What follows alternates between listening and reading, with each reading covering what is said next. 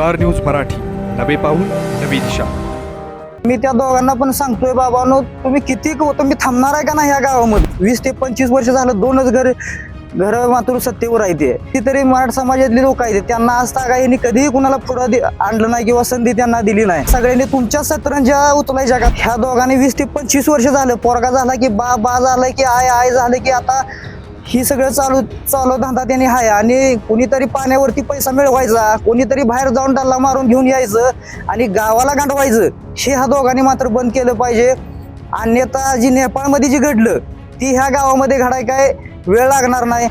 तुम्हाला सगळं पाहिजे। आता गेली 50-60 वर्ष झालं आमच्या आजोबानं कधी ह्या प्रस्थापितांच्याकडे गावगाड्यातल्या पुढाऱ्यांच्याकडे कधी असं डोळं कधी बघितलं नाही। आता गेली 50-60 वर्षात आमच्या बापानं कधी तोंडातून शब्द काढला नाही, पण आज नातू जागा झालाय ना। मोठा भाऊ आहे, भावाची भूमिका असते की बाबा लहान भावाला सांभाळून घ्यायची, पण राजकीयचा तुम्हाला उघडही विरोध असणारच आहे 100%। आणि ज्या त्या पद्धतीने तुम्हाला त्याचं प्रत्युत्तर सुद्धा दिलं जाईल।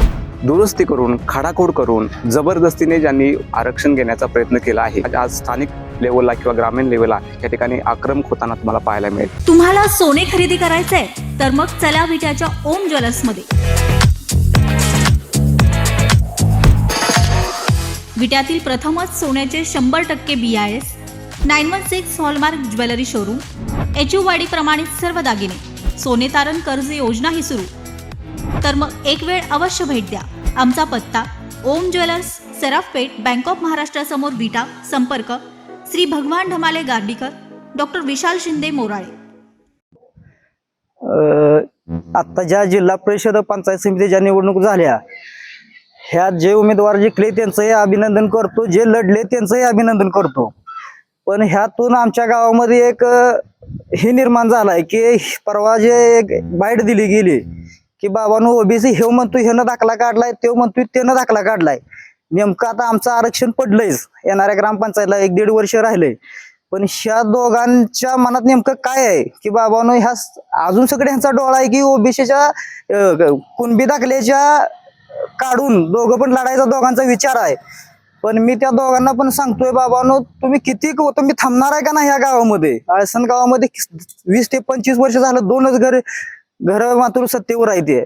इतर मराठा समाजातले कितीतरी मराठा समाजातले लोक आहेत, त्यांना आज तागाईने कधीही कुणाला पुढं आणलं नाही किंवा संधी त्यांना दिली नाही।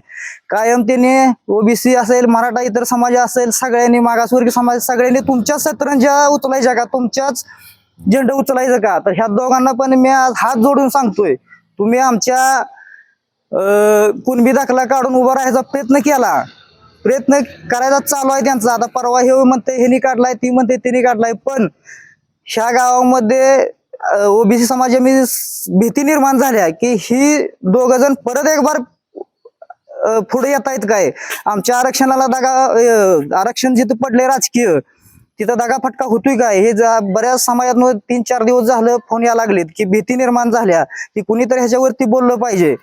त्यामुळं आज मी असं आमची सगळी ओबीसी समाजाची टीम असेल, काही जण त्यांच्या दडपणाखाली अजून उघडीना झालेत, पण येणाऱ्या काळात 100% येतील।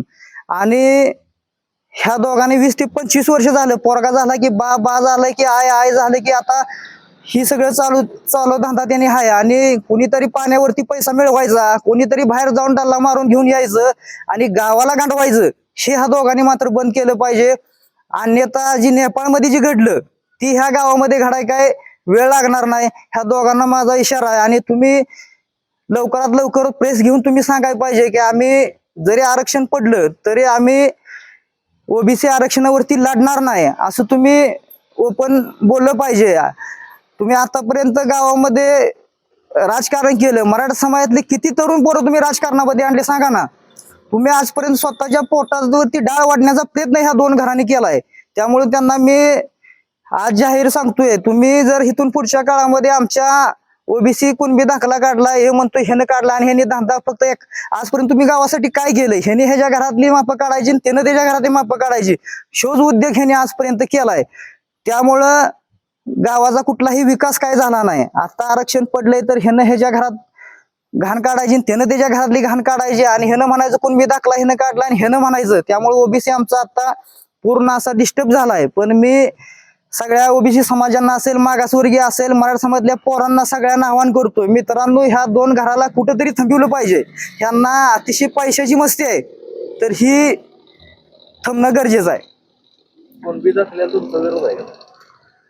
दाखल्याला विरोध नाही आमचा. ठीक आहे, तुम्हाला कुणबी दाखला, तुम्ही राजकीय कुणबी दाखला काय तुम्ही त्याचा वापर करू नका. तुम्ही तुमचं स्कीम काय असेल, शिक्षणासाठी असेल, तुम्ही इतर तुमच्या स्कीम असेल किंवा गरीब पोरांना नोकरीसाठी काय असेल मदत, त्यांना तुम्ही 100% मदत करा. पण तुम्ही हा सगळा वापर चालू आहे हा राजकीय. गावात बऱ्यापैकी काढलं कोणी नाहीत, पण ह्या दोघांचा डोळा आहे. आम्ही आता हेळवीच्या तिथं चौकशी केली तर दोघंही बऱ्यापैकी दाखले काढायच्या प्रयत्नात आहेत. पण मी त्यांना उघड सांगतोय, तुम्ही काय पैशाचा वापर आता बघतोय आपण 25-30 वर्ष झालं खाली पैशाचा वापर चालू आहे. हा पैसा कुठनं येतोय, काय येतोय गावाला माहित आहे, आणि ही मुळात थांबलं पाहिजे. पैसे तुम्ही मतदान विकत घेताय, ती कुठल्या पद्धतीने घेताय ही सगळ्या गावाला माहित आहे. त्यामुळं जो ओबीसी समाज आता हे आहे ती मुळात थांबलं पाहिजे. आता महाराष्ट्रामध्ये येऊ घातलेल्या ग्रामपंचायतच्या निवडणुका येत्या काही काळामध्ये लागणार आहेत.